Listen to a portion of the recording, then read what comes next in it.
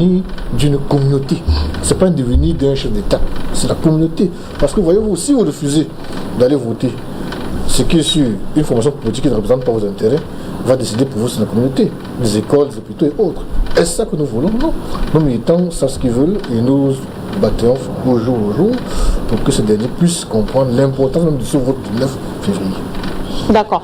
Alors, Monsieur Fomo, c'est vrai que quand on écoute quand même tous les représentants de formation politique ici, sur ce plateau, ce sont des promesses. Il y en a qui vous diront, je parie même que c'est le cas du PCRN, c'est pas le 25 janvier que la campagne a commencé. Vous l'avez dit tout à l'heure, le concept 11 millions d'inscrits, justement, que vous avez fait sur 2 années. C'est une action qui a été menée sur le terrain et nous connaissons bien évidemment les résultats. Est-ce que vous ne pensez pas au PCRN qu'il serait peut-être temps de changer la donne, au lieu de toujours s'arrêter au niveau des discours, de passer aux actions? Parce que Maître Massi le disait tout à l'heure, c'est une affaire de communauté. Il faut que les choses changent très souvent dans les communautés. Je prends peut-être le cas de Douala 5e. Il y en a qui vous diront, il y a tout le temps les coupures d'électricité, il n'y a pas d'eau, il y a les routes qui sont ci, qui sont ça. Alors avant même d'être aux affaires, qu'est-ce que le PCRN fait pour prouver justement à cette population qu'une fois que nous y serons, voilà le chemin sur lequel nous allons continuer? Je veux dire que le PCRN, puisqu'on parle de l'abstention, pour être un peu plus pédagogique, je pense que l'émission voudrait que, la thématique voudrait qu'on explique aux Camerounais que le vote a un sens. Et comme vous l'avez dit, c'est ce que nous avons fait. Et jusqu'ici, c'est ce que nous faisons. Expliquons aux Camerounais que malgré le code dont on décrit, il est possible de gagner. Avant-hier... Sans action, parce qu'en fait, le problème aujourd'hui, ça c'est selon une enquête menée par la rédaction d'Afrique Média, il se trouve que cette abstention se justifie également par le trop plein de promesses non respectées. C'est-à-dire les électeurs voudraient des actions concrètes. Oui, ça on peut reconnaître. Les électeurs, c'est ce que j'expliquais à l'entame de mon propos, qu'il y avait 2 niveaux d'abstention. La première, c'est ceux qui ne partent même pas s'inscrire. Ça, c'est au premier niveau. Au deuxième niveau, c'est ceux qui partent s'inscrire et qui soit sont distraits par un certain nombre d'acteurs politiques qui, pour des raisons ou pour une autre, estiment qu'ils n'iront pas aux élections, ou qui sont distraits par des gens à qui ils ont fait confiance à la dernière élection et qu'ils n'ont pas tenu aux promesses. Ça, ce sont des éléments qu'on peut retenir. Mais je dis toujours que c'est pour ça que l'élection est délimitée dans le temps.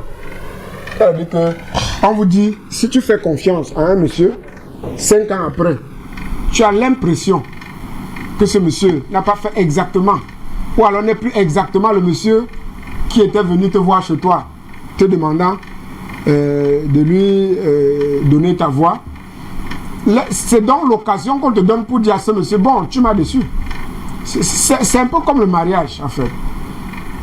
C'est pas parce que une femme, fut-elle la plus mauvaise femme du monde, vous a fait quelque chose de grave, que vous ne prendrez pas une autre femme. Tout dans la vie est un risque. La vie n'est faite que de risques. Même pour venir à cette émission, il a fallu que je prenne des risques. Quand on refuse de risquer, on ne vit plus. C'est pour ça qu'il faut risquer à faire un choix, puisque la vie est faite de choix. Et on ne fera que des choix. Maintenant, il est certain, il est sûr que vous ne pouvez pas, vous ne pourriez pas, sauf à fixer vos critères de choix. Sauf si vous avez les mauvais critères de choix, vous ne pouvez pas vous tromper sur 3-4 personnes. Si vous avez des critères objectifs de choix, il est certain que à la deuxième fois, vous ferez un bon choix. Donc la solution n'est pas de quitter la scène politique. Si la solution était de quitter la scène politique, l'opposition n'existerait plus. Puisque M. Biya au pouvoir, ça fait 36 ans, mais c'est un combat. Quand on s'engage dans un combat où on y laisse sa vie, où on finit par obtenir ce pourquoi on se bat. Et c'est dans cet esprit que l'électeur devait s'inscrire. Maintenant, les acteurs politiques que nous sommes devraient les accompagner dans cette logique. Cette logique qui consiste à leur assurer que le combat n'était pas un combat de 2 jours. Puisque quand un électeur dit que ça fait 36 ans qu'on vote, ça n'a rien changé. Il faut leur dire que peut-être la stratégie n'était pas bonne. Peut-être des hommes qui ont conduit cette dynamique de remplacement ou de changement de l'homme lion n'étaient pas des hommes suffisamment aguerris en termes de stratégie et qu'à chaque fois on peut ajuster sa stratégie. C'est pour ça que chez nous au PCRN, nous avons pensé que la première marche de l'escalier, c'est l'éducation de masse. Si vous avez cette masse qui prend conscience de ce que représente le vote, si vous avez cette masse qui finit par comprendre que malgré les obstacles à la démocratie que nous pouvons avoir dans le processus électoral, on peut gagner une élection normalement. Et c'est ce que nous essayons de démontrer à chaque fois que nous sommes face aux Camerounais. Et le contrôle des votes, c'est ça qui est aussi important, parce que quand un électeur, parce qu'on a fini une élection, on peut le tromper facilement à la Cour constitutionnelle avec des théâtres lui faisant croire qu'en fait on a gagné et qu'il y aura une victoire qui aurait été volée.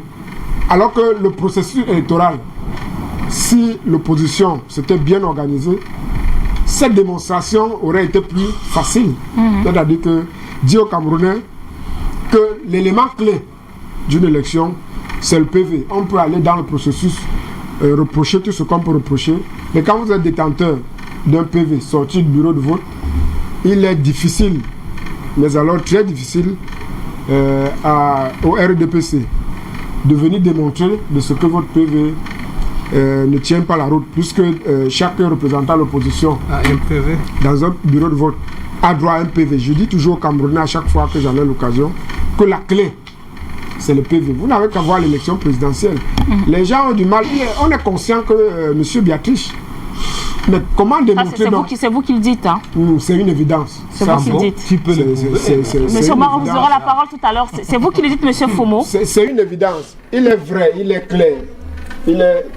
On peut le démontrer que M. Béatrice. Mais comment l'opposition s'organise pour prouver cette tricherie? À l'élection présidentielle, Cabral Libi était... Peut-être c'est parce que l'opposition n'a pas les preuves. C'est ce que je suis en train de dire. À l'élection présidentielle, M. Cabral Libi était le candidat qui a eu le plus de PV. Et le PV de l'opposition, son PV n'atteignait même pas la moitié des PV de l'élection. On était à 25 000 poussières de bureau de vote. Mais aucun candidat de l'opposition n'a pu réunir la moitié. Ça veut dire que l'opposition a forcément un problème de stratégie. D'accord. Et nous sommes à l'élection locale où nous avons cette possibilité d'avoir tous ces représentants dans le bureau de vote. Par conséquent, la possibilité d'éviter les fraudes. Des raisons de plus pour que les Camerounais aillent nombreux et en masse exprimer leur voix aux élections. Nous, au PCRN, on dit, dans toutes les circonscriptions où nous serons, il n'y aura pas de fraude possible. Parce que nous avons formé suffisamment nos représentants dans le bureau de vote pour la cause. Comme le monsieur disait tout à l'heure que bon, on prend les gens au quartier, ce sont des citoyens. D'accord. Le contrôle du vote n'est pas forcément, on n'a pas forcément besoin d'être un militant. On a juste besoin d'être un citoyen qui veut participer à la construction de son pays et qui manifeste l'envie. Parce qu'il faut le dire, à l'élection présidentielle, avec les plus de 11 000 PV que nous avions, peu de personnes l'ont reçu parce qu'il faut dire que dans certaines circonscriptions, il y a des actions individuelles, c'est-à-dire qu'un militant qui prend sur lui d'assumer certains représentants dans le bureau de vote. Mais dans l'ensemble, dans ces 11 000, il n'y avait pas une stratégie au niveau national, puisque tout le monde sait que nous étions financièrement l'enfant pauvre de cette élection. Mais nous avons eu des Camerounais qui ont eu cette volonté, qui ont eu qui ont fait confiance qui ont fait confiance à l'homme Cabral et qui ont mis de leur temps et de leur argent pour qu'on y aille. C'est cet esprit que nos électeurs doivent avoir, l'esprit de sacrifice. Quand on aspire à faire changer les choses, on se sacrifie aussi. D'accord. Merci, monsieur Fomo. Alors, monsieur Oumara, 35 formations politiques, ça fait, quand on essaye de faire un classement, ça fait le RDPC d'un côté, et 34 formations politiques de l'autre côté. Mais il y a quand même quelque chose qui saute à l'œil. C'est cette sérénité que vous avez au RDPC, malgré les plaintes, malgré l'abstention qui se fait de plus en plus ressentir, et une abstention justement qui trouve ses raisons à en croire justement certaines enquêtes dont les promesses non tenues par le RDPC. Oui, Madame Linda, il a parlé de la tricherie du RDPC. C'est vrai que ce n'est pas le sujet à l'ordre du jour. Ce n'est pas le sujet à l'ordre, mais je vais rappeler une seule chose. L'élection présidentielle qui s'est déroulée en octobre 2018 a été une élection transparente de l'histoire du Cameroun. Je prends un exemple très simple. Moi, j'ai été un représentant de l'administration dans un centre de vote à André Malraux, ici à Angers-Raphaël. Dans ce centre de vote, il y avait chaque représentant d'un parti politique. Chacun détenait son procès verbal. Et dans ce centre de vote, c'est un parti politique de l'opposition qui a gagné les élections. Même à Douala 5e de manière globale, lors des élections présidentielles, c'est un parti d'opposition qui a gagné les élections. D'où il faut que nous disions aux Camerounais qui pensent que l'opposition utilise maintenant les termes tricherie pour montrer leur défaillance, que le RDPC a fait ceci, a fait cela. C'est très faux.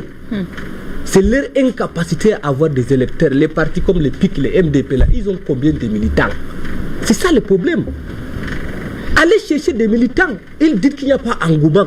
Quand vous avez 5 militants ou 10 militants, comment vous pouvez dire qu'il y aura engouement lors de la campagne électorale?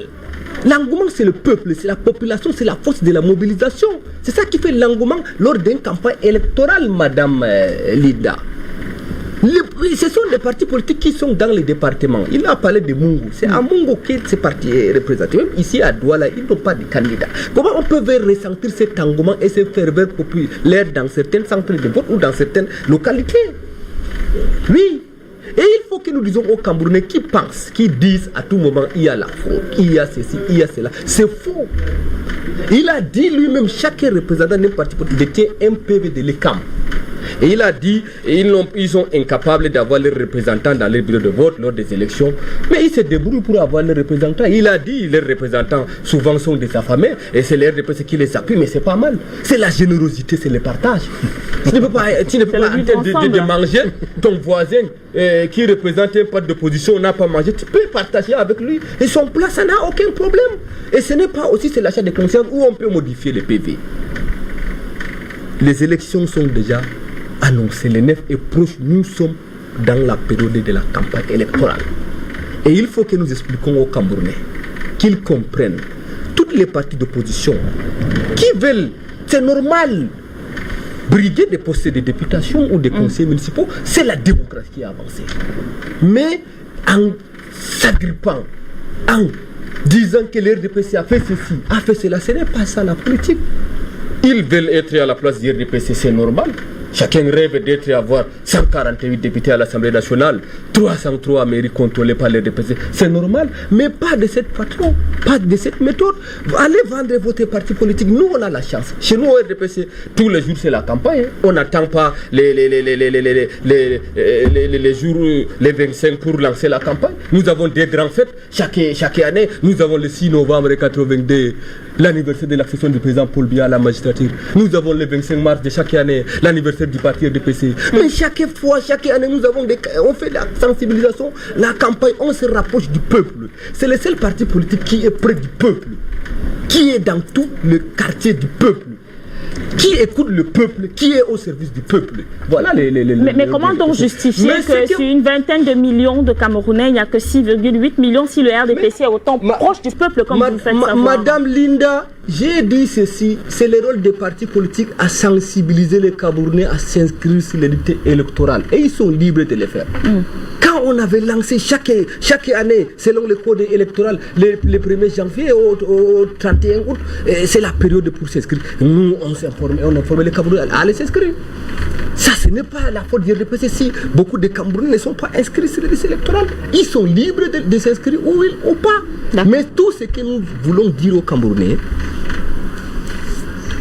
les 5 dernières années qui se sont écoulées, bon, on peut dire 6 ans avec l'année des rallonges, ce sont des périodes un peu difficiles que notre pays a traversées et en train de traverser toujours. Le phénomène Boko Haram est arrivé en plein mandat des députés. Voilà la crise anglophone, Madame Dinda, qui nous secoue. Notre économie est en difficulté. Mais malgré tout, les pays est debout. Nous nous en sortons. Et il faut que nous expliquions s'il y a certains manquements que certaines mairies n'ont pas pu réaliser ou certains députés à l'Assemblée nationale n'ont pas pu effectuer pendant ces mandats qui viennent de s'achever. Mais ils peuvent rectifier cela avec la décentralisation qui sera effective. Le transfert des compétences au niveau des localités. C'est ça davantage.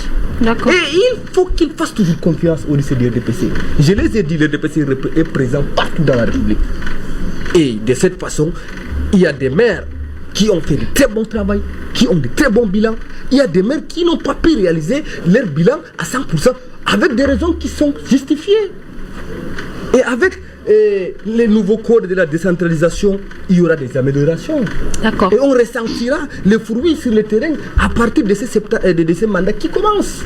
D'accord. Merci, M. Oumara. Alors, Prince Pondo, vous souhaitez justement réagir suite aux interventions, notamment de M. Oumara et du PCRN également.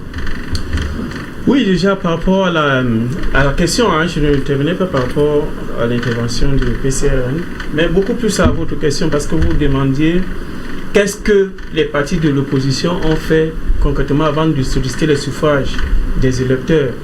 Et il faut tout simplement rappeler que ceux qui le font, ceux qui sont aux affaires, qui réalisent, qui font des réalisations, ils ne le font pas de leurs propres moyens. C'est l'argent, c'est-à-dire l'État s'arrange à travers sa loi de finances et les mécanismes qui sont bien connus, comme là maintenant l'habitation générale de la décentralisation et avec les 15% qu'on va transférer aux communes, c'est pour améliorer, c'est pour que ceux qui gèrent les communes puissent véritablement faire ce qu'ils font sur le terrain. Ce n'est pas de leur poche qu'ils puissent. Parce qu'il faut le dire, la loi est claire. Vous ne pouvez pas aller boucher un nid de poule qui est sur la chaussée, la voie publique. Vous ne pouvez pas toucher en tant qu'individu. C'est du rôle régalien de l'État. C'est pour ça que l'État se donne les moyens pour cela. Donc, demandez aux partis de l'opposition qu'est-ce que vous avez fait et pour solliciter les suffrages des électeurs et pour leur dire par la suite que si vous nous accordez vos suffrages, nous allons continuer. Non. Mais il se trouve que dans les mairies, justement, il y a des membres de l'opposition qui sont conseillers municipaux. Et leur voix, ou du moins leur point de vue, peuvent également compter dans les prises de décision des maires qui peut-être sont du RDPC. Oui, les prises de décision, parce qu'il faut dire les délibérations au niveau des conseils, ça se passe comment? Quand vous êtes majoritaire et minoritaire, parce que vous pouvez avoir 2 conseillers municipaux sur 35, par exemple. Alors, vous pensez que vous allez faire basculer une délibération? Non, pas du tout. Tant que vous n'avez pas l'exécutif, vous n'êtes pas le patron. Parce que même les adjoints, à un moment donné, ne sont que des figurants. Tant que vous n'êtes pas l'exécutif principal, le maire titulaire, autre là, n'espérez pas vraiment influencer véritablement. Vous devez plutôt entrer en négociation. Vous voyez parfois dans les mairies, les adjoints, quand ils ne sont pas en odeur de sainteté avec les titulaires, parfois ils sont coupés de tout. Ils sont réduits tout simplement à la signature des actes de naissance, des actes de mariage, enfin les actes d'état civil, tout simplement. On les réduit à cela. Et ça crée souvent des tensions au sein de l'exécutif.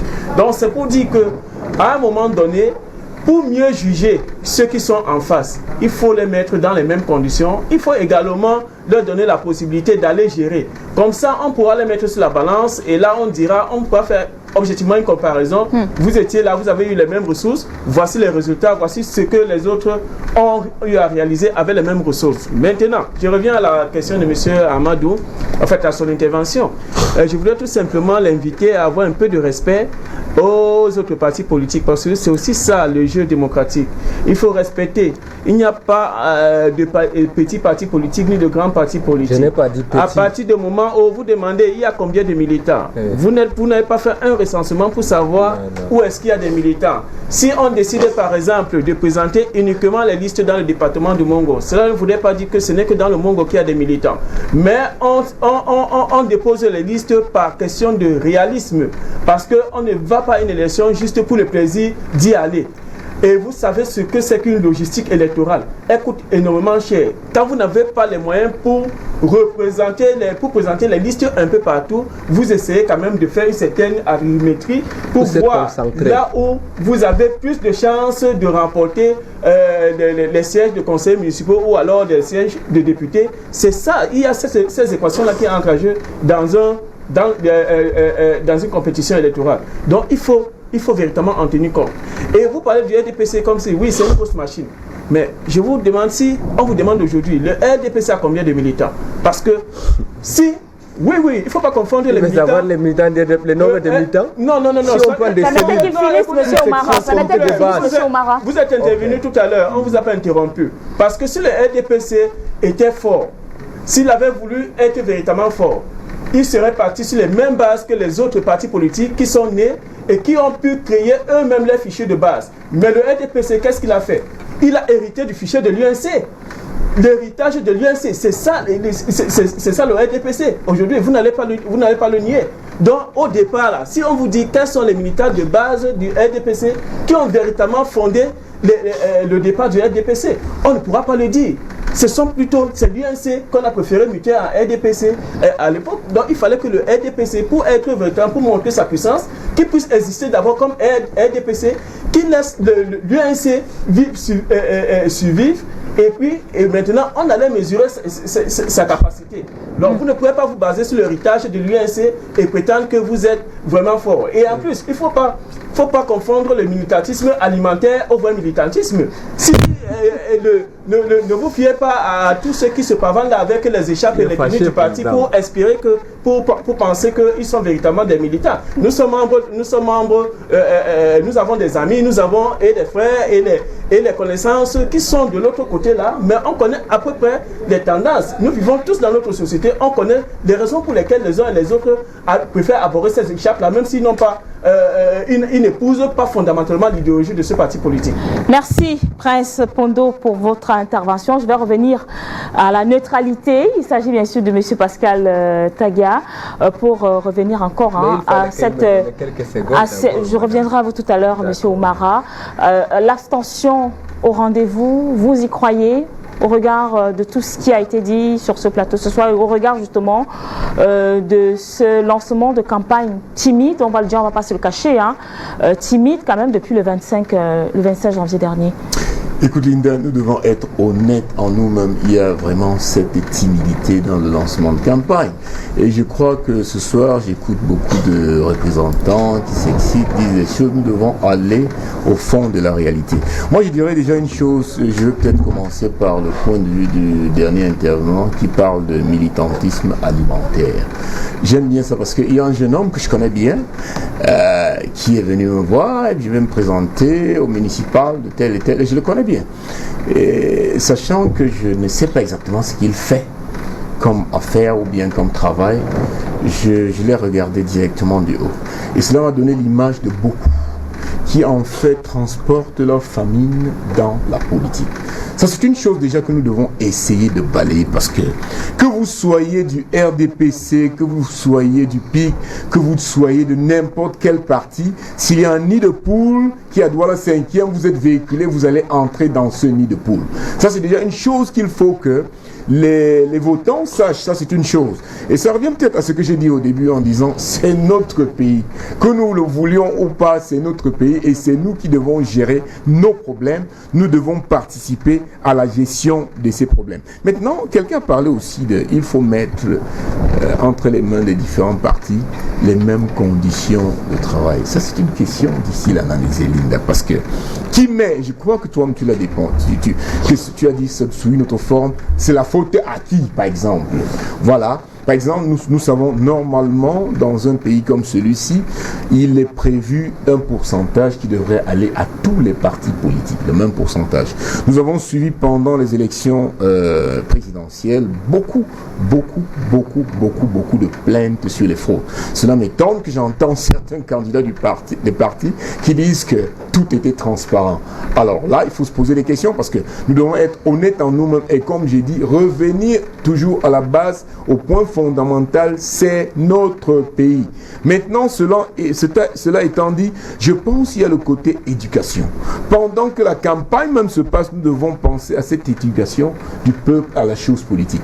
Parce que quand on me dit, j'ai pas pu vérifier, nous sommes là pour justement la vérification, je vous dis, au niveau par exemple de l'OS et PACEL, quand nous allons superviser, quand nous allons suivre ces élections, nous attendons des plaintes documentées. Et rassurez-vous, cette fois, vous allez être surpris.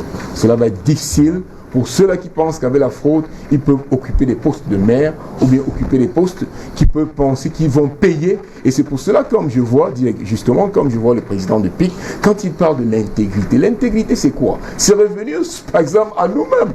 Si nous votons un maire que nous savons, il y vient par fraude, il va faire un travail de fraude.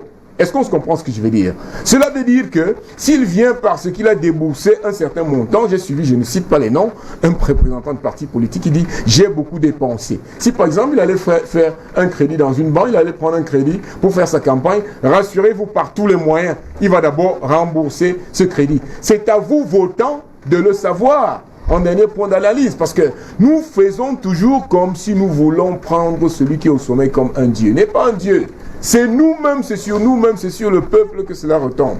Et c'est pour cela, comme je l'ai dit encore, nous avons une certaine indépendance dans le suivi de ces élections. Et nous profitons de ce temps d'antenne pour dire vraiment aux partis politiques, préparez-vous à dire ce que vraiment vous pouvez faire et ce que vous allez faire. N'allez pas dire que vous allez payer des avions pour transporter par exemple les gens de Bafoussam à Douala si vous n'avez pas les moyens de le faire. Et que nous disons justement dans ce cas d'éducation à la chose politique aux votants eux-mêmes qui tombent les statu quo. C'est notre affaire, c'est notre chose. Moi je suis de Douala 5e par exemple. Je suis en train de voir des grands travaux se réaliser à Douala 5e par exemple. Je ne crois pas que pour le moment un parti peut se réclamer de ces travaux. Ça c'est des grands projets qui sont faits pour toute la République. Qui va le suivre? Vous allez le suivre comment? Et que les votants réalisent cela. Ayant parlé maintenant de cette éducation à la chose politique, je vais parler d'une autre chose. L'éducation, nous avons suivi tous ces derniers temps des choses que nous n'avions jamais pensées dans notre pays, Linda. Je parle de l'éducation de nos enfants. C'est des ratages que nous voyons. Je ne vois pas beaucoup qui en parlent. Ça, c'est des réalités qui ne sont pas en fait les problèmes en tant que tels, mais ils sont des conséquences d'un dérapage qui prend des années, qui dure depuis des dizaines d'années. J'aimerais bien voir les partis politiques s'intéresser à cette chose. Sinon, nos enfants vont où? Nous suivons le même dérapage dans le côté de la santé. Où est-ce qu'on va? Dites-nous par exemple des solutions pratiques, là où vous pensez prendre les moyens. Et je vois beaucoup de partis qui s'accusent les uns les autres. C'est pas dans les accusations que nous allons prendre vraiment des solutions. Voilà ce que je vais faire, voilà ce que je vais proposer. Et vous, votants, regardez-les et voyez ce qu'ils peuvent faire, effectivement. Parce que tout cela revient sur nous, Linda. C'est à nous de penser à nous, c'est à nous de penser à notre pays. Et comme je l'ai dit, j'ai vu dans la pratique, il est possible de faire ces questions sans les fraudes. Je l'ai vu en Guinée équatoriale, nous pouvons les faire quand nous avons eu un peu d'indépendance en tant qu'observateurs indépendants. Maintenant, nous l'avons au Cameroun. J'ai dit, partis politiques, faites votre travail, soyez honnêtes, un peu honnêtes dans ce que vous faites. Je pense qu'on pourra faire ça. Merci, monsieur Pascal Tagué. Alors, monsieur Pelap, Eric, la question, elle est la même, la grosse interrogation de ce soir. Est-ce que vous avez le sentiment que l'abstention pourra prendre le dessus le 9 février prochain? En rappelant que l'US, quand même, au-delà de la nation politique qui sont arrivées après, à un moment donné, a quand même tenu le leadership de l'opposition au Cameroun. Et continuer à le tenir. Faut pas. C'est vrai que, comme a dit le président national, c'est pas un objectif. Être le leader de l'opposition, c'est un échec. Nous souhaitons prendre le pouvoir central et l'exercer. Donc, c'est pas ça notre objectif. Ce qu'il faut noter, c'est que je ne suis pas là pour souhaiter, entre guillemets, que les gens participent. Ce que je sais, c'est que les gens vont participer à l'élection. Parce que nous sommes en train de faire un travail sur le terrain pour amener le maximum de Camerounais à participer à l'élection du 9 février prochain. Aussi bien dans la commune de Douala 5 que sur l'ensemble du territoire national. Nous faisons le travail qui est le nôtre. Maintenant, s'agissant des questions Je ne sais pas si, parce que le thème aujourd'hui c'était la question de l'abstention, mais ce qu'il faut noter, c'est que pour la ville de Douala 5, déjà les travaux qui sont faits, pour ce qui est des travaux des routes, c'est initié par la communauté urbaine. Sauf que nous, à Douala 5, vous allez vous rendre compte que pour quitter de Makepe à Dedo, je dois faire 2 heures de temps. Ce que nous disons, c'est qu'il y a plein de voies de contournement qui sont des routes en terre qui ne sont pas entretenues. Notre axe principal, le premier élément sur lequel nous souhaitons être jugés en tant que parti politique, après les 5 ans de mandat que nous allons faire à la mairie, c'est la question des routes pavées sur l'ensemble de la commune. Ce que nous disons, c'est que nous allons mettre sur pied une usine à pavés dans la commune de Douala 5. Nous allons nous assurer que les routes sont entretenues pour celles qui seront encore en terre en début et à la fin de chaque saison de pluie. Il ne sera pas question de venir creuser les routes, il sera plutôt question de venir les renforcer en apportant de la terre pour être sûr, parce que n'oubliez pas que nous sommes en bordure de mer, ce qui fait que nous sommes presque en dessous du niveau de la mer. Chaque fois que vous creusez, lorsqu'il pleut, l'eau vient rester et la route est foutue. Donc il est question plutôt de venir renforcer les routes et s'assurer qu'on a des caniveaux. Ça, c'est l'axe majeur de notre projet. Maintenant, on a d'autres éléments. Je ne sais pas si c'est pas l'objet de l'émission. Sinon, on aurait pu présenter ces éléments. Mais ce que nous disons, c'est que pour ce qui est de la question des infrastructures routières dans la commune de Douala 5, nous nous engageons à mettre sur pied une usine à pavés. Et nous souhaitons être jugés sur la base de ces éléments-là. Nous avons une 50aine de points que nous avons prévus. Et malheureusement, on n'a pas suffisamment de temps pour le faire. Mais ce que nous disons, c'est que nous sommes convaincus, parce que le message passe dans les différentes organisations dans lesquelles nous sommes allés, pendant les porte-à-porte, le message passe et nous sommes convaincus. Parce que c'est ce que les populations veulent en fait. C'est justement parce qu'en réalité, il ne faut pas croire que nous sommes allés nous asseoir dans notre chambre et on a imaginé un projet. La vérité, c'est que nous avons fait des études pour savoir quels sont les besoins des populations de notre commune pour être sûr que ce que nous leur proposons correspond à leurs attentes. Et l'autre chose également, et je vais le dire, il est question pour nous de faire une gestion participative. Il est question que tous les 54 quartiers de Douala 5 participent à la gestion de notre commune. Parce qu'il sera question de mettre sur pied des comités de quartier qui auront des voix consultatives au conseil municipal. Il ne sera pas question de s'asseoir à la mairie et imaginer ce que les populations d'Ongoma souhaitent dans leur commune, dans leur quartier. Il ne sera pas question de s'asseoir à la mairie et imaginer ce que les populations de l'Orbe-Sous souhaitent dans leur quartier. Il sera question de les associer à la réflexion pour être sûr qu'au bout des 5 ans, ce qu'on aura pu réaliser, ce sera conforme aux besoins de la population que nous voulons servir. Merci à vous, Monsieur Pinlap. Du côté de Yaoundé, nous ne nous avons pas oublié Monsieur Balata pour sortir de cette édition consacrée bien sûr aux élections législatives et municipales. Alors, quel est le message que vous pouvez justement véhiculer? C'est vrai que tout à l'heure vous avez parlé d'intégrité, mais pour ces téléspectateurs qui nous suivent aujourd'hui et qui jusqu'à ce soir avaient encore cette idée de s'abstenir à aller aux urnes le 9 février prochain, qu'est-ce que vous leur dites?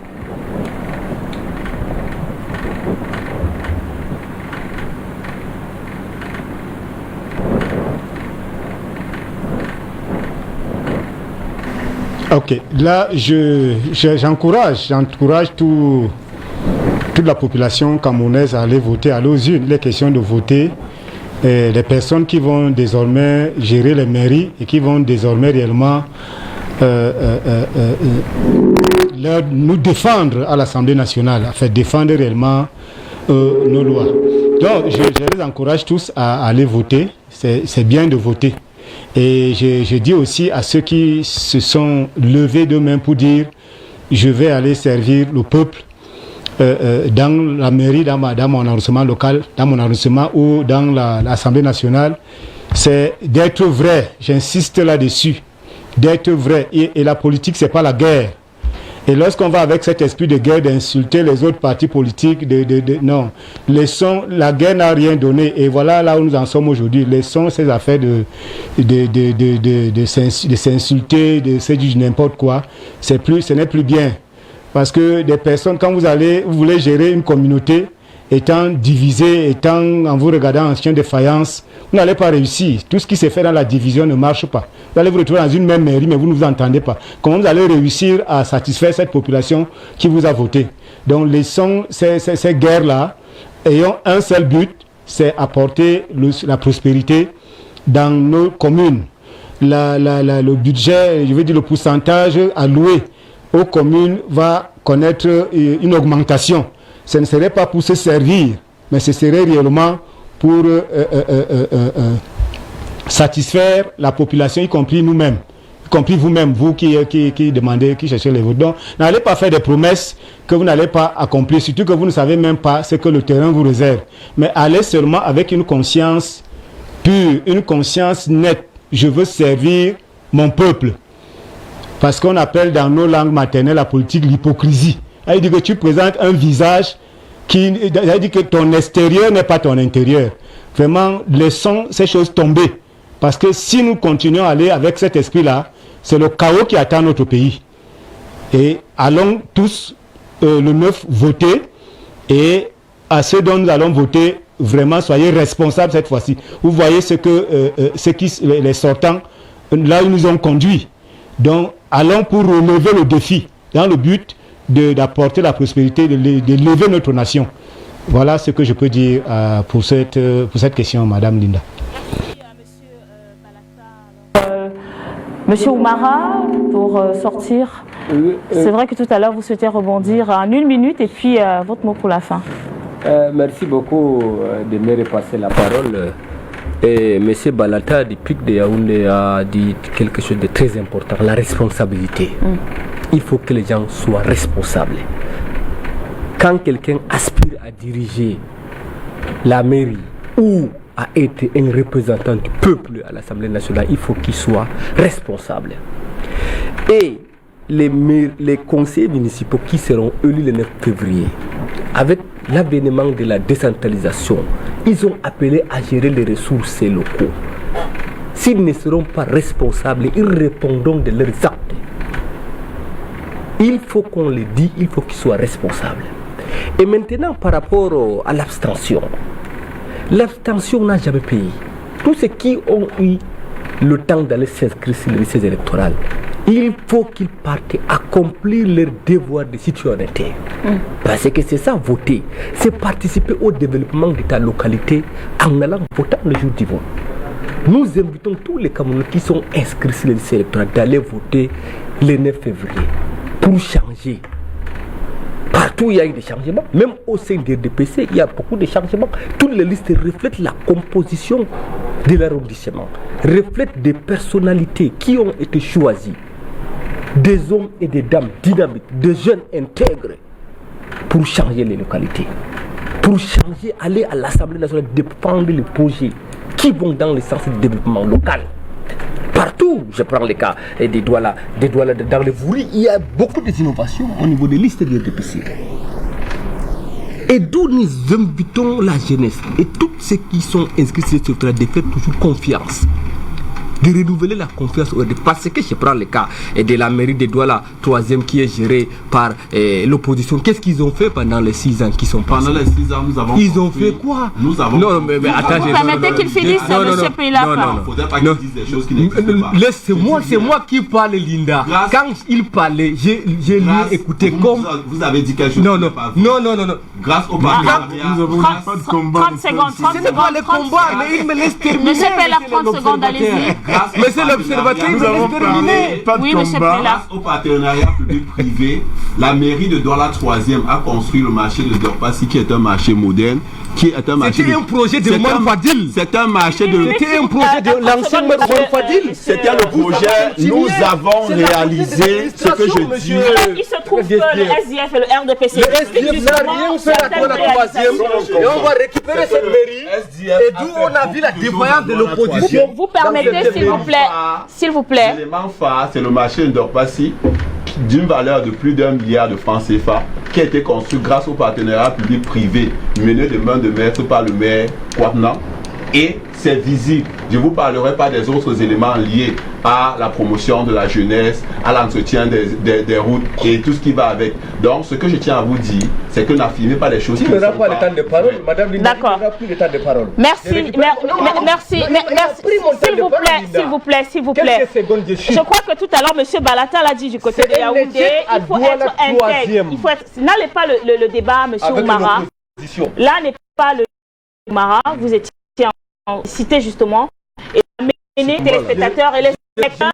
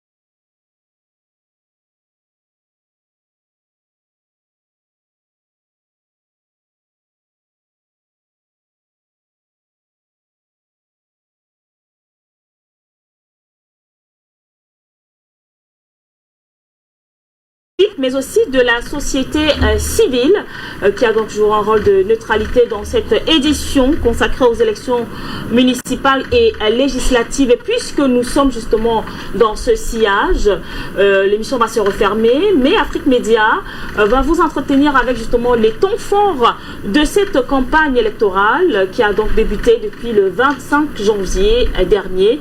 Bonsoir.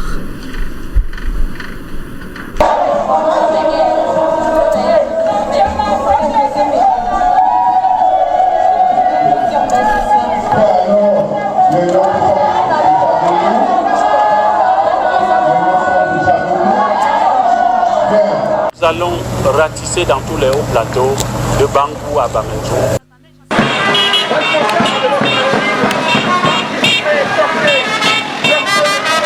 Les patriotes démocrates pour le développement du Cameroun ont ouvert le bal de la campagne à Douala 5e ce 25 janvier pour le compte des élections législatives et municipales 2020 au Cameroun. Arpentant les différents quartiers de l'arrondissement au rythme des sonorités africaines, le PADEC aura su se faire remarquer par sa caravane riche en couleurs avec un message très clair, celui de la victoire à ces deux échéances électorales.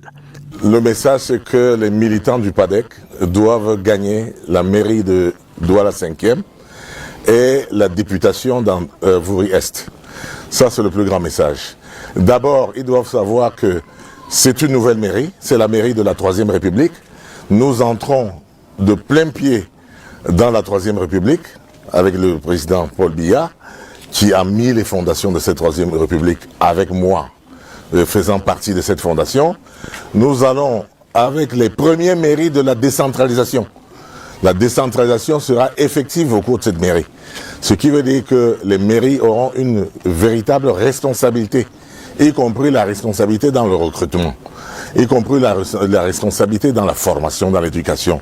Je parle de recrutement dans les centres de santé, dans les établissements hospitaliers, dans les établissements scolaires, dans la formation. En tout cas, le maire d'aujourd'hui sera un maire différent du maire d'hier. Dynamique, enthousiaste et déterminé, les militants du PADEC, par la voix de leur président, son Excellence Jean de Dieu Momo, ministre délégué auprès du ministre de la Justice, promettent de faire de l'arrondissement de Douala 5e un petit pari. La décentralisation va amener plus de ressources et donc plus de rigueur dans la gestion. Avant même que nous gagnions la mairie, je pense quand même que les gens ont pu voir les grands travaux qui sont en train d'être menés dans la Douala 5e et ma main est en dessous quand même. Donc on ne peut pas ignorer que ma main se cache en dessous pour propulser le développement, n'est-ce pas, de Douala 5e et en faire un petit pari. Pour rappel, le PADEC s'engage dans la course aux législatives et municipales avec 16 candidats et entend bien marquer une fois de plus de son empreinte la vie politique camerounaise.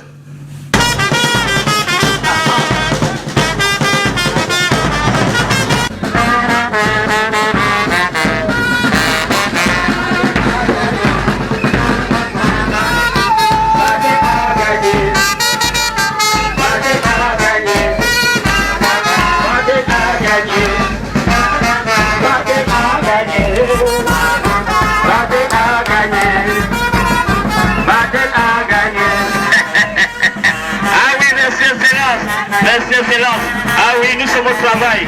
Ah oui, le bon choix c'est PADEC. Le bon choix c'est PADEC, Excellence. PADEC a gagné. PADEC a gagné. PADEC a gagné.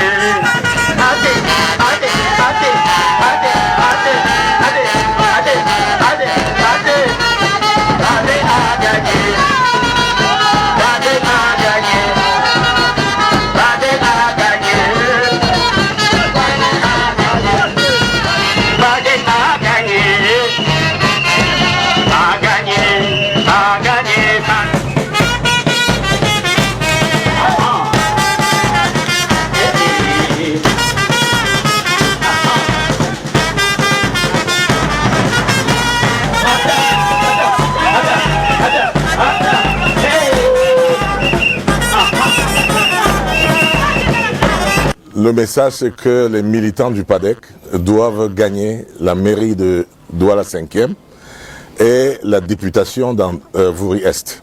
Ça, c'est le plus grand message. D'abord, ils doivent savoir que c'est une nouvelle mairie, c'est la mairie de la Troisième République. Nous entrons de plein pied dans la Troisième République avec le président Paul Biya, qui a mis les fondations de cette Troisième République avec moi, faisant partie de cette fondation. Nous allons avec les premiers mairies de la décentralisation. La décentralisation sera effective au cours de cette mairie. Ce qui veut dire que les mairies auront une véritable responsabilité, y compris la responsabilité dans le recrutement, y compris la responsabilité dans la formation, dans l'éducation. Je parle de recrutement dans les centres de santé, dans les établissements hospitaliers, dans les établissements scolaires, dans la formation. En tout cas, le maire d'aujourd'hui sera un maire différent du maire d'hier. Le maire de la décentralisation aura plein pouvoir. Et je pense que le maire de la décentralisation aura même plus de pouvoir qu'un ministre. En tout cas, plus de pouvoir qu'un député. Donc le maire, c'est une institution. Ce doit galvaniser tous ces gens qui nous accompagnent. Ça doit galvaniser tous nos militants pour que ce soit nous qui partagions. Parce que si c'est nous qui sommes aux affaires, c'est nous qui partageons. Au lieu qu'on vienne demander, c'est nous qui partageons. Alors, si nos militants sont conscients de cela et vont se battre pour réussir et gagner. Nous avons une forte chance d'être bien implantés ici dans Douala 5e. Nous avons aussi la chance que de tous les partis qui sont aux affaires, qui concourent, n'est-ce pas, au suffrage, n'est-ce pas, lors de cette élection, nous sommes aux affaires déjà. Nous sommes là.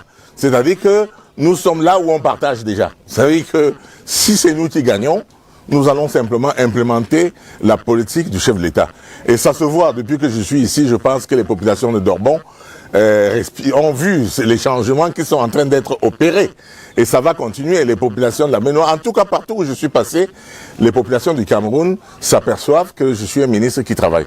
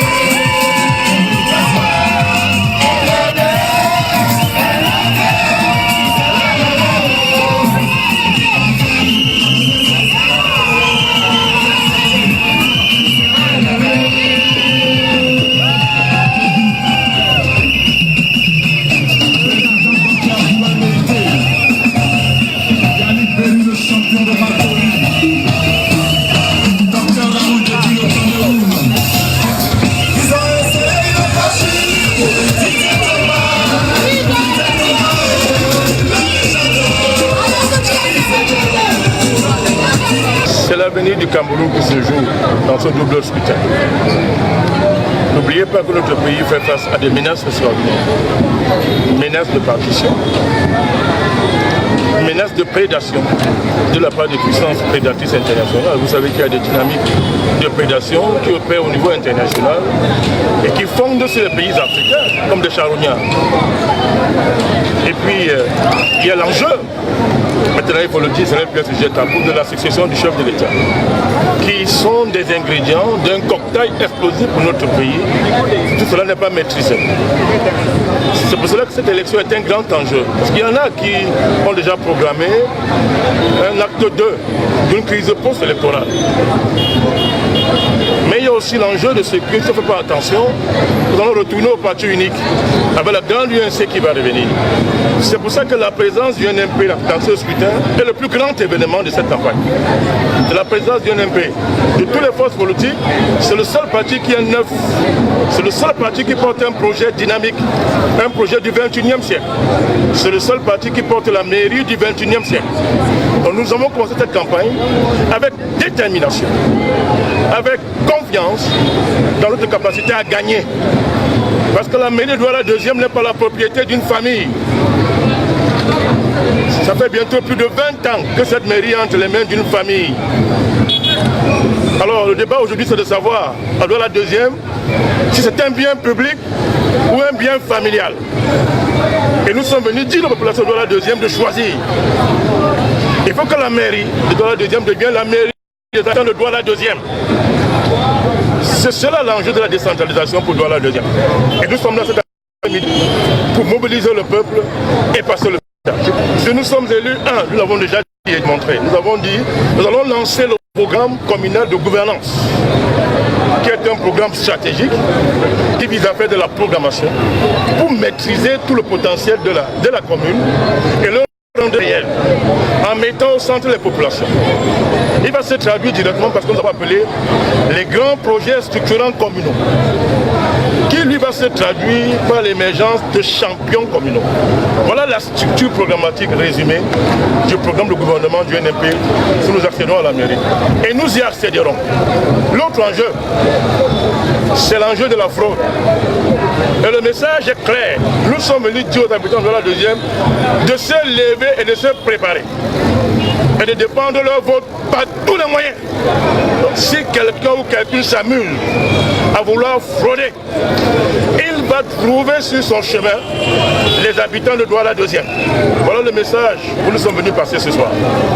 Évidemment, nous appelons les populations à boycotter aussi les boycotteurs. Il n'y a pas de boycott. Les populations doivent participer aux élections. Ceux qui se sont auto-mis hors jeu n'ont qu'à s'en prendre à eux-mêmes. Prévoyez-vous pour la sécurité à Douala 2e? Les enjeux sécuritaires de la mairie s'inscrivent dans la loi. Mais la loi donne la possibilité de créer une police municipale. Mais ce sont de vieilles méthodes. Nous venons avec des méthodes nouvelles. Il s'agit de conjuguer la prévention et la curation. Au niveau de la prévention, il s'agit d'établir une justice de proximité. C'est-à-dire au niveau des d'arbitrage de quartier, d'arbitrage sain qui vont mettre en synergie l'autorité traditionnelle, l'organisation de quartier et la police pour prévenir la délinquance. Et pas seulement la combattre quand elle est déjà mûre. Donc il y a la police de proximité et la justice de proximité qui vont être les leviers de l'action du NMP en matière de sécurité dans nos quartiers.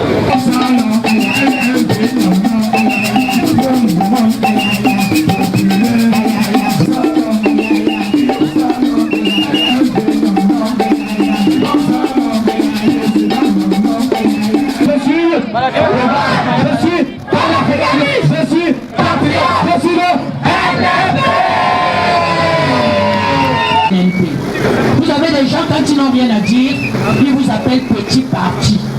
Petit parti. Est-ce qu'il y a le petit en politique? Est-ce que c'est pas le petit Bandakani qui a fait gagner le président de la République à l'élection présidentielle?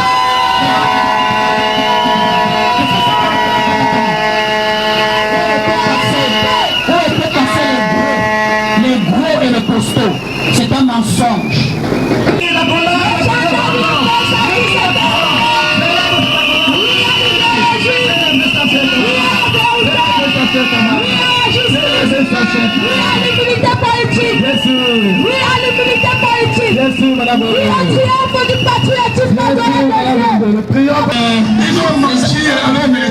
Aujourd'hui, ils nous disent qu'ils veulent gérer les mairies. Est-ce que le problème a été publié? Non. Pas de cela. Non.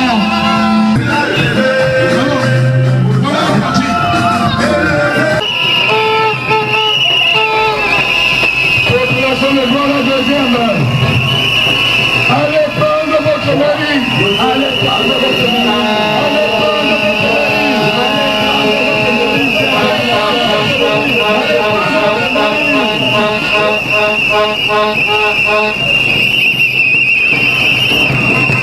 Ne laissez pas qu'on vole votre décentralisation, c'est pour vous. Oui, ne laissez pas faire ça.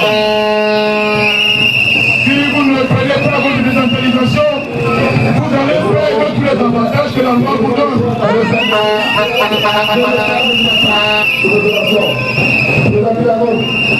L'époque où la mairie était une affaire de monsieur, madame le maire avec ses amis est terminée. C'est terminé.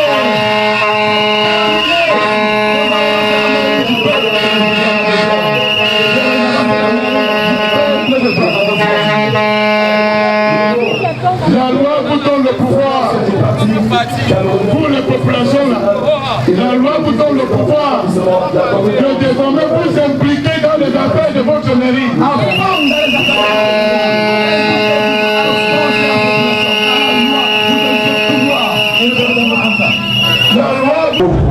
C'est une impression de sérénité et de confiance. Confiance parce que il y a une dynamique qui s'élève dans le pays pour boycotter les boycotteurs d'abord. Et deuxièmement, c'est un sentiment de fierté parce que l'UNEP porte le projet le plus novateur durant cette campagne. Ce projet, c'est la mairie du XXIe siècle. La mairie du XXIe siècle, c'est un concept qui fait de la mairie la matrice d'un monde nouveau. Le monde nouveau, c'est le monde dément. Le monde nouveau que l'homme demande, alors qu'il est écrasé par les puissances de l'argent, les puissances de la science, les puissances de la géopolitique, les puissances de l'économie, qui ont déclassé l'homme pour privilégier le profit et la puissance. La mairie du XXIe siècle, c'est une mairie qui va mobiliser les ressources globales, continentales, régionales, sous-régionales, nationales, pour les mettre au service de la commune et des populations de la commune. La mairie du XXe siècle, la mairie passée, a été incapable de s'occuper du citoyen. La mairie du XXIe siècle, que le NMP propose, c'est une mairie qui va s'occuper de chaque habitant de la cité. Prendre en charge ses problèmes. Et pas seulement se contenter de faire des projets pour justifier le budget, mais de créer des ressources économiques, de mobiliser la ressource culturelle, la ressource politique, pour élever la commune, élever ses richesses et rendre agréable la vie dans la commune. La commune du XXIe siècle, c'est une commune verte, verte. Pas au centre de l'écologie qui est à la mode, mais la vraie écologie, celle qui préserve l'environnement et l'homme, pas celle qui veut préserver l'environnement au détriment de l'homme. Voilà le projet que le NMP porte. C'est ce projet que nous allons partager durant cette campagne avec la population à la base. Un monde nouveau se lève dans notre pays. Et ce monde nouveau va commencer dans les communes. Nous travaillons pour l'avènement d'un homme nouveau, capable de porter les enjeux de la décentralisation pour les réaliser. Il n'y aura pas de décentralisation si nous laissons venir se former à la base les mafias centrales qui nous ont fait tant de mal. Dans la mairie du XXIe siècle, le NMP défend, c'est la mairie qui va transformer la mairie en une maison du peuple, en une maison des citoyens, où chaque citoyen peut venir entrer et se sentir chez lui. Cette mairie-là, c'est cette mairie qui est capable d'établir une relation entre le maire assis dans son bureau et le dernier habitant du fond de la cité. Voilà le projet que nous sommes en train de porter durant cette campagne.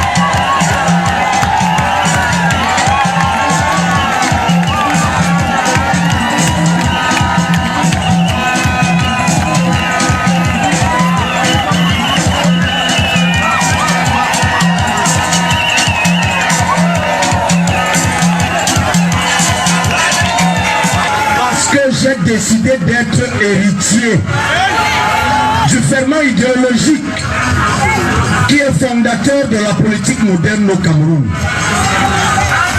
Je ne demande l'autorisation de personne et je suis heureux quand je vois mon frère Youssoufa Hassana, il est depuis toi, en train de dire à la télé je suis UPCiste. Alors qu'il a l'écharpe du PCRN. Je suis heureux de voir mon frère Hamatoutour Gandhi, en train de dire à la radio, je suis UPCiste avec l'écharpe du PCRN. Je suis heureux de voir mon frère Armand Okol. Vous le voyez de temps en temps à la télé. Il est de l'Est, Cameroun. Je suis heureux qu'ils disent je suis UPCiste. Ça ne veut pas dire qu'il est de l'UPC. Ça veut dire qu'il épouse l'UPCisme. Parce que l'UPCisme, c'est une vision. Pourquoi on dit âme immortelle? On parle bien de l'âme. et je le disais hier à Edea, qui est un mouvement de l'esprit qui nous pousse à faire des choses extraordinaires.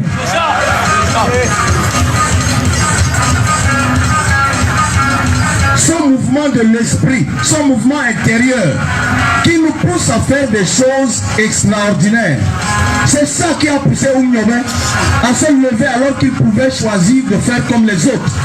Il a dit, je me bats pour l'indépendance du Cameroun. C'est cette même âme qui m'a poussé un jour d'avril 2017. Et j'ai dit, je serai président du Cameroun. Ça faisait rire les gens.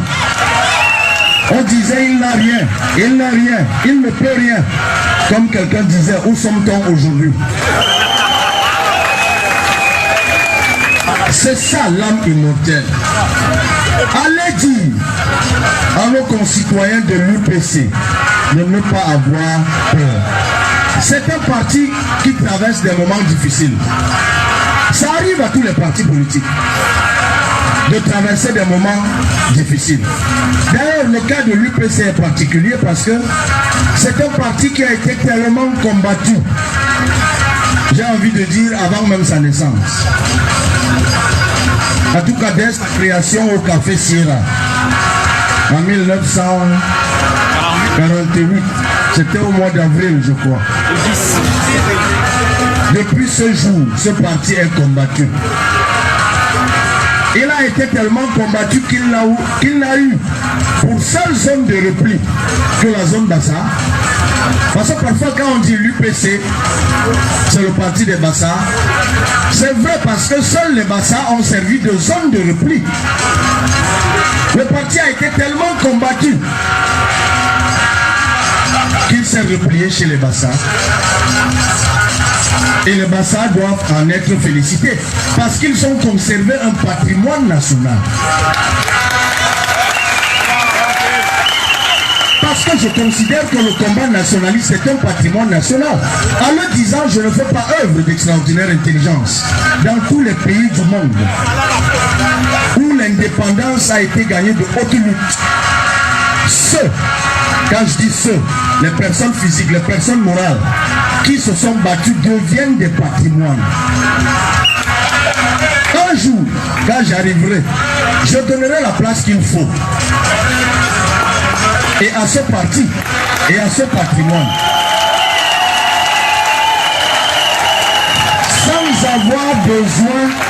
Sans avoir besoin d'en prendre la carte. Parce que c'est un patrimoine. Mais, pendant que ce parti traverse des moments difficiles, Dieu suscite une autre organisation qui continue le combat. Où est le problème? Non, dites-moi où est le problème? Donc mon père Capelon de Brazza, il y a un connant Djigé. Donc Maître Nouga est fou. Professeur Charlie Gabriel Mbok est fou. Benjamin est fou. Leng est fou. C'est un choix. Allez dire à ceux qui disent tout et n'importe quoi que nous sommes venus les aider. Les Nord. Mais le Mourir rien à la béton dans l'UPC. Le balai mourir dans l'UPC. Qui va dans l'UPC? Mais le débat n'est pas là. Le débat, c'est les idées. Nous avons décidé au PCRN d'être nous aussi héritiers du ferment idéologique de la politique au Cameroun, je le répète, pour que cela soit bien compris. Et nous ne demandons l'autorisation de personne et nous n'avons peur de personne. Comme eux, peut-être même plus que nous mènerons le combat. Quoi, eux, ils n'ont pas pu résister. Dieu nous donnera la force de franchir les barrières que eux ils n'ont pas pu franchir. Parce que comme disait le professeur Chani Gabriel Bock, on élève son enfant pour que l'enfant continue le combat. Et là où mon grand-père, mes deux oncles sont couchés aujourd'hui, si on pouvait les voir, je suis sûr qu'ils ont le sourire au visage. Ils sont en train de se dire, oui, on y a laissé nos vies, mais voilà notre enfant qui continue. Et la victoire est au rendez-vous. PCRN, PCRN, PCRN. C'est ce message que je suis venu vous délivrer. Ne vous suicidez pas, peuple Bassa. Dieu a voulu que ça parte d'ici. Soyez dignes de cette grâce que Dieu nous fait. Montrez-vous dignes de cette grâce que Dieu nous accorde. Laissez la place à d'autres. Mais soyez fiers que Dieu a posé son regard sur vous. Fermez les oreilles à la distraction. Fermez les oreilles à la diversion. Place au travail. Place au développement. Place à la transformation.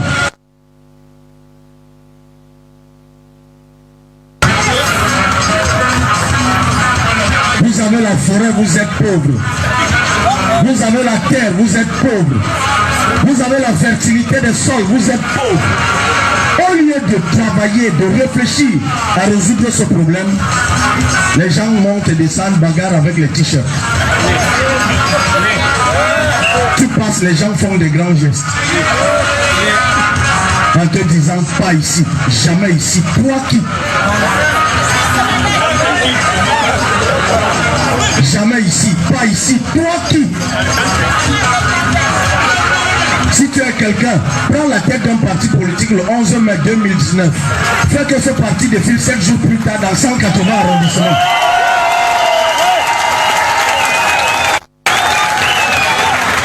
Il faut arrêter le bavardage. Vous aussi choisissez les bavardages que vous écoutez.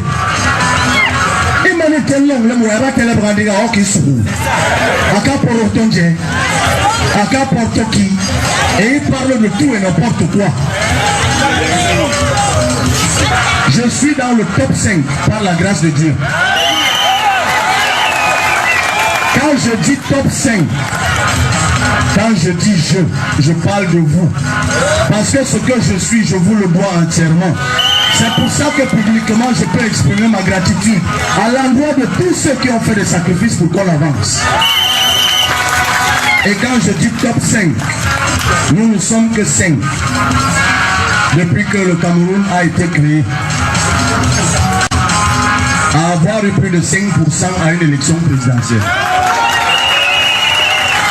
Paul Biya, John Fundi, Bello Bouba, Maurice Kamto et moi. Si c'est facile, que les gens aillent aussi, ils font même 2%. Et ça c'est 6,28% avec la fraude. Hein. Pourquoi en octobre 2018, tout le monde s'est accordé à dire que le genre de meeting qu'on a vu à Douala, la dernière fois qu'on a vu ça, c'était en 1992. Si c'est facile, mon frère, fais aussi même en Bangkok, on voit.